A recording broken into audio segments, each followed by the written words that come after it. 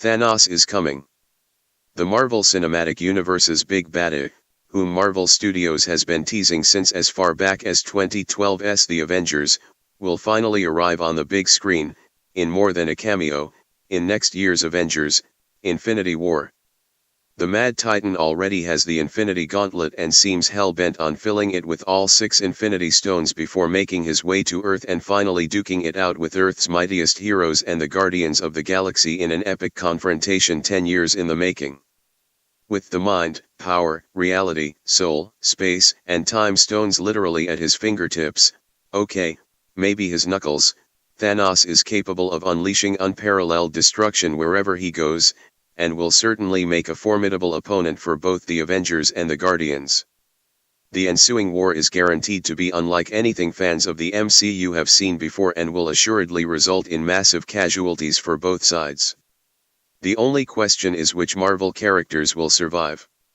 With the film's D23 footage currently setting the internet ablaze, it seemed time to take a look at which characters need to bite the dust. Of all the heroes and heroines set to appear in Infinity War, the one in the most danger of dying at the hands of Thanos is undoubtedly Vision. The reason for this is simple: Vision has one of the Infinity Stones embedded in his head. The Mind Stone, the very stone that gave Vision life, also happens to be one of the most sought-after objects in the universe, and you can bet your bottom dollar that Thanos will be coming for it. The ensuing battle for the aforementioned stone should be entertaining nonetheless.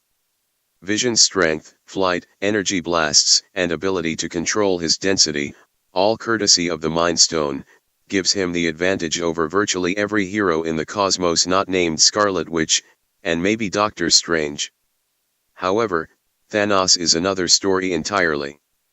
The Mad Titan's abilities have not yet been fully established in the MCU, but his abilities in the comics include telekinesis, telepathy, teleportation, and matter manipulation.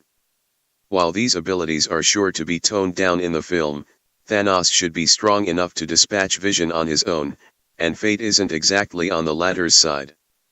The trick to making Infinity War the MCU's greatest film to date will be finding a way to raise the stakes for all characters involved. Yes, the entire universe will be in peril, but this was already the case in Thor, The Dark World, Doctor Strange, and Guardians of the Galaxy Volume 2. What Marvel Studios needs to do here is find a way to make the stakes personal. The best way to do this with regard to Scott Lang and Hope Van Dyne is to kill off Hank Pym.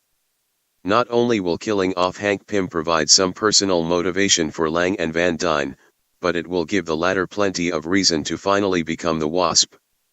It will also rob the two of their mentor, which will give 2018's Ant-Man and the Wasp an entirely new dynamic. Much like how Luke Skywalker was forced to move on following the death of, warning, 40-year-old spoiler ahead, Obi-Wan Kenobi, Scott and Hope will be forced to adapt to life without Pym. Plus, seeing Hope eager to join the resistance against the man who killed her father will certainly be a sight to see. Not Hawkeye, yes, Hawkeye. The man with the eyes of a hawk simply must meet his maker in 2018. Joss Whedon telegraphed this death in Avengers: Age of Ultron by introducing Hawkeye's family and suddenly making him the emotional core of the Avengers. Then, after baiting the line, Whedon made the ultimate switch by killing off Quicksilver instead. This only delayed the inevitable, however, because Hawkeye has no business surviving Infinity War. The fact of the matter is that Hawkeye is the weakest Avenger, by far, and if Thanos is to be accepted by audiences as a credible villain worthy of taking on heroes from across the galaxy, then he must dispatch the weak ones with relative ease. That's right, not only should Thanos kill off Hawkeye, but he should do so with.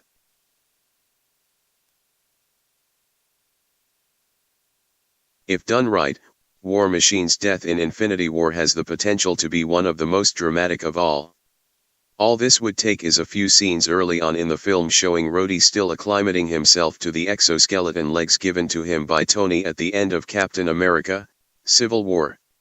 It should be apparent that he is nowhere near ready to once again don the War Machine armor. That way, when Thanos arrives and Earth's forces are overwhelmed, Rhodey can put on the armor and help save the day one last time before being caught and swiftly killed by Thanos right before Tony's eyes. This death works on multiple levels. Not only does it pay homage to the Civil War II comic, where Rhodey dies by Thanos' hand, which leads to the central conflict between Iron Man and Captain Marvel, but it also raises the personal stakes for Tony while providing solid closure for the character. It completes his comeback story while giving him a noble death in the heat of battle. What could be better? As stated above, Hawkeye's death is necessary because, by not killing him, Marvel Studios will make Thanos look like a fool in the eyes of audiences all across the world. This is no way to treat the MCU's overarching villain since the end of Phase 1. After all, how can Thanos be taken seriously if he fails to kill a man with a bow and arrow? Killing Thor, however, will give the Mad Titan the credibility needed to make him the baddest MCU villain to date. The God of Thunder's death should come at the hands of Thanos himself and not any of his henchmen, and should follow an epic battle between the two before the latter has amassed all of the stones to assemble the Infinity Gauntlet. The fight should showcase all of Thor's abilities as he throws everything he has at the Mad Titan only to ultimately fall in the end. This will rob audiences of another one of the original Avengers, while also showing off Thanos' ability even before he has the full power of the Infinity Gauntlet at his disposal. If Thanos can kill Thor without the gauntlet, then what can he do with it? Killing off Quicksilver may seem an insurmountable task since the character is already, well, dead, but the Infinity Gauntlet has been shown to resurrect characters in the comics and should most definitely be used here as a means for Thanos to manipulate one of Earth's most powerful Avengers, Scarlet Witch. In an attempt to draw Scarlet Witch to his side of the conflict, Thanos should resurrect Quicksilver right before her eyes and offer new life to her brother in exchange for her loyalty. Since audiences already saw Scarlet Witch as a villain in Age of Ultron, Marvel Studios should avoid retreading this path. Instead, they should have her embrace her brother one last time before ultimately choosing to fight on the side of good, prompting an angry Thanos to brutally kill Quicksilver once more. Quicksilver's resurrection and subsequent death at the hands of Thanos will provide some solid motivation for Scarlet Witch in the ensuing war, while also portraying Thanos as the cold-blooded psychopath that he is. Heck, if Marvel really wants to showcase Thanos' evil side, they should have him resurrect and kill Quicksilver over and over again a la the climax of Doctor Strange. A long-held fan theory is Marvel's plan for Infinity War is to bring back many of the MCU's former villains for one last fight. This theory has been aided by the fact that several past villains met their end because of the Infinity Stones they sought. Red Skull disintegrated after picking up the Tesseract, Ronan was destroyed by the Power Stone, and Malekith had fully merged with the Ether before he was crushed by his ship. Heck, even the Abomination was never actually killed on screen. Once Thanos uses the Infinity Gauntlet to resurrect Quicksilver, it will be entirely within the realm of possibility for him to do the same to former villains. This may seem like a step backward for fans who are eager to see Earth's mightiest heroes battle a slew of new villains, but would most definitely be a step up from the climaxes of the first two Avengers films, which saw the team battle boring, faceless armies. Plus, just because Thanos resurrects a few vanquished foes doesn't mean he won't have a few new ones up his sleeve. While Vision is undoubtedly the character most likely to die in Infinity War, Drax is unquestionably the least due to his history with Thanos in the comics. Fans familiar with the comics are aware that Drax has killed Thanos in the past, literally punching a hole through the Mad Titan's chest and pulling out his heart. This, combined with the fact that Drax has some solid motivation, after all, Thanos is responsible for the deaths of his family, means that Marvel Studios should throw fans for a loop by having the Mad Titan off the Guardian. Kevin Feige and the rest of the brain trust at Marvel Studios have shown that they aren't afraid to go off script when it comes to adapting comic book storylines to the big screen. Heck, they went way off script in Guardians of the Galaxy Volume 2 when they changed the identity of Star-Lord's father, so subverting fan expectations when it comes to Drax and Thanos isn't out of the question. Samuel L. Jackson's Nick Fury has been a steady presence in the MCU so far. Having appeared in 7 films, Iron Man, Iron Man 2, Thor, Captain America, The First Avenger, The Avengers, Captain America, The Winter Soldier, and Avengers, Age of Ultron, he trails only Robert Downey Jr.'s Tony Stark, 8, in terms of overall appearances. He brought the Avengers together, and it is only fitting that he be killed off before Infinity War ends. The reason for this is simple. Kevin Feige has made it clear that the end of Phase 3 will represent a dramatic shift for the MCU going forward. This will mean a changing of the guard as old Avengers fall and new heroes rise up to take their places on the team. The group's original leader should be no exception. Nick Fury represents the past, which means it's time for Marvel to kill him off and embrace the future. This one is painful because Natasha Romanoff, aka Black Widow, is one of the more compelling characters in the MCU, and Scarlett Johansson is brilliant in the role. Widow is absolutely deserving of her own film, but since Marvel seems to be in no rush to give her one, with the main reason offered by Scarlett Johansson being timing, the better decision may be to kill her off entirely. Having debuted all the way back in 2010's Iron Man 2, Widow has already appeared in 5 films and accomplished pretty much everything a supporting character can. Killing her off will not only resolve the aforementioned Hawkeye problem, since Widow has no business surviving a war with Thanos either, but also put to bed any hopes fans have of a standalone film in her name. If Marvel has no plans of actually making such a film, then the studio is better off killing the character. Every death that Thanos dishes out in Infinity War should serve a purpose. Hawkeye and Black Widow serve to show that Thanos isn't above killing puny humans, War Machine and Drax serve as subtle nods to the comics, and Thor serves to show that Thanos is stronger than any villain the Avengers have faced thus far. Loki's death will come with a singular purpose, making fans hate Thanos. Despite his role as a villain, Thanos is destined to be loved wholeheartedly by fans when he finally makes his appearance on screen. Fans who have been complaining for years that the MCU has no compelling villains outside of Loki will surely enjoy seeing the Mad Titan dishing out destruction as he darn well pleases. The only way to make fans hate him is by having him kill off another fan favorite, the infamous trickster himself, Loki. Since Marvel has already pretended to kill Loki twice, this one will need to be definitive. Fans will need to know Loki is truly dead and he isn't coming back. Only then will they come to hate the Mad Titan. This one may seem like a no-brainer but is actually far from a guarantee.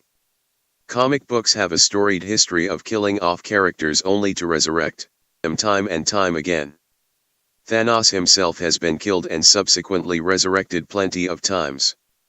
The MCU, meanwhile, has already seemingly killed Loki, twice, only to bring him back almost immediately thereafter, and has ended several films with the villain simply defeated as opposed to dead. So, it isn't outside of the realm of possibility for Marvel Studios to spare the Mad Titan's life. This shouldn't happen. Thanos must be killed. There is no two ways about it. He has been the villain lurking in the shadows for far too long for his presence to be felt beyond Infinity War. Instead, he needs to take his best shot at the Avengers, put up a good fight, and then be killed to make way for the MCU's next big bad. Marvel is filled with interesting villains, so, after Infinity War, it will be time for someone else to step up to the plate. Chris Evans has done a terrific job in his role as Steve Rogers, aka Captain America. In Captain America, the First Avenger, he took a dated character and made him feel fresh. Then in The Winter Soldier, he made him flat out awesome. In 7 films, including his cameos in Thor, The Dark World and Spider-Man: Homecoming, Evans has endeared the character to audiences across the globe, which is precisely why he has to die. As Ultron says in Age of Ultron, Captain America is a man pretending he could live without a war. The fact of the matter is that Cap is a soldier, so it's only fitting that he die on the battlefield. He also has his successor waiting in the wings. Whether it be Falcon or the Winter Soldier, both of whom have assumed the mantle in the comics, the Captain America name will live on, though Steve Rogers should not. The deal between Sony and Marvel Studios to finally bring Spider-Man into the MCU was historic, and both studios deserve immense credit for making it happen. Unfortunately for fans, the partnership isn't indefinite and will require continual negotiation between the two in order for Spidey to stay. If there comes a time when the two studios can't agree on terms, then Sony could very well use the goodwill its partnership with Marvel has built up with fans to set up its own Spider-Verse, pulling Spider-Man out of the MCU in the process. As a preemptive strike, Marvel should kill off the wall crawler, delivering a compelling MCU moment while sabotaging Sony in the process. Such a move could be problematic due to the deal currently in place, but if Marvel's top brass sense that Sony may take the character and run, then they may be better off killing him while they can. If there is any character in the MCU who deserves the ultimate send-off before Infinity War's end, it is Robert Downey Jr.'s Tony Stark. Now this may seem like a bad business decision on the part of Marvel, considering that Downey is undoubtedly the franchise's biggest star, and the fact that movies with him perform much better than those without him. However, it is only fitting that the man who started it all finally meet his end. If the MCU is going to last for as long as Marvel Studios hopes, then character turnover is essential. The studio must continually add and subtract heroes in order to keep stories feeling fresh. Tony Stark has appeared in 8 MCU films, and Downey has done everything he possibly can with the character.